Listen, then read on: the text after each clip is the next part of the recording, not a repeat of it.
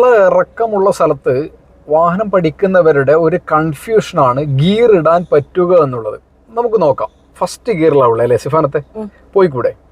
പോകാം. പോണെങ്കിൽ ആദ്യം ബ്രേക്കിനെ വിട്ടു, പിന്നീട് ക്ലച്ച് എന്ത് ചെയ്തു? റിലീസ് ചെയ്തു അല്ലേ? ക്ലച്ച് റിലീസ് ചെയ്തു. വാഹനം പഠിക്കുന്നവരുടെ ഒരു കൺഫ്യൂഷനാണ് ഇനി സെക്കൻഡ് ഗിയർ ഇടാൻ പറ്റുമോ എന്നുള്ളത്. സെക്കൻഡ് ഗിയർ ഇടാം, പക്ഷെ കാലം ഇവിടെ വെക്കണം സിഫാനത്തെ? ബ്രേക്കിൽ വെച്ചു, എന്നിട്ട് ക്ലച്ച് കൺട്രോൾ ചെയ്തില്ലേ? സെക്കൻഡ് ക്ലച്ച് ചവിട്ടുമ്പോൾ വേഗത വർദ്ധിക്കും. അപ്പോൾ ആ വർദ്ധിക്കുന്ന വേഗതേനെ പിടിച്ചു നിർത്താൻ വേണ്ടിയാണ് നമ്മൾ കാലം എവിടെ വെക്കുന്നത്? ബ്രേക്കിൽ വെക്കുന്നത് അല്ലേ?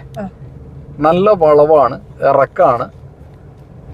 അപ്പോൾ സെക്കൻഡിലുള്ള വണ്ടി നമുക്ക് തേർഡ് ഗിയറിലേക്ക് മാറ്റാൻ പറ്റും. ഏവറേജ് വളവ് കഴിഞ്ഞു. അപ്പോൾ ഏത് ഗിയറിലേക്ക് മാറ്റാം? തേർഡിലേക്ക്. അപ്പോൾ കാലം എവിടെയുണ്ട്? ബ്രേക്കിലുണ്ട്, ഉണ്ടാവില്ലേ? എന്നിട്ട് ക്ലച്ച് ചവിട്ടി ഏത് ഗിയർ ഇടും? Third gear. അപ്പോൾ വാഹനം പഠിക്കുന്ന തുടക്കക്കാരോട് പറയട്ടെ, ഇറക്കമുള്ള സ്ഥലത്ത് ഫോർത്ത് ഗിയർ ഇടുവോ? ഇല്ല. എന്തുകൊണ്ട്? വളരെ വേഗതയിൽ പോയി കളി. അപ്പോൾ ഫസ്റ്റ് ഗിയറിൽ മൂവ് ചെയ്ത സെക്കൻഡും തേർഡും ഗിയറിൽ ആ വണ്ടി ഓടിക്കുക അല്ലേ?